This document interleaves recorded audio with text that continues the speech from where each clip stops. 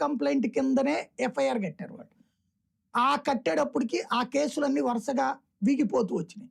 అప్పుడు ఈ వీడియోస్‌ని అబ్జర్వ్ చేస్తున్నటువంటి గన్నవరానికి సంబంధించిన ఎవరో సంథింగ్ శివశంకర్ ఏదో ఉంది అతని పేరు.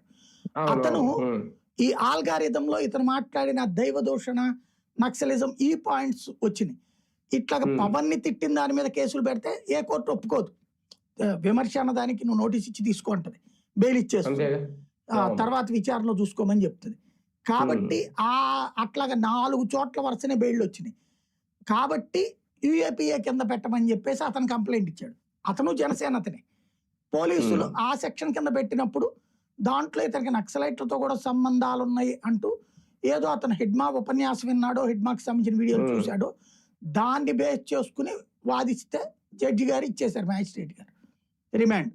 ఇది హ్మ్. జరిగింది. ఇందులో ఏదో ప్రశ్న రావడం కోసం చంద్రబాబు నాయుడు, రాష్ట్రపతి, గవర్నర్లు వీళ్ళందరూ ఇన్వాల్వ్ అయిపోయి ఏదో చేసేసి అంత సీన్ అయితే కాదు అతనిది. అంటే జస్ట్ రాజద్రోహం, దేశద్రోహం సంబంధించిన చట్టాల వరకు వెళ్లి కేసులు పెట్టారు అంటే నిజంగా ఎవరి ఇన్వాల్వ్‌మెంట్ లేకుండానే జరుగుద్దా? నేననేది అదే. బేసిక్‌గా ఇదివరకటి రోజుల్లో అయితే అలాంటి అంత పెద్ద పెద్ద ఇష్యూస్ కింద పెట్టేటప్పుడు ప్రభుత్వాల ఇన్వాల్వ్‌మెంట్ ఉండేది. ఇప్పుడు అట్లా ఏం లేదు. పోలీసులు హ్మ్.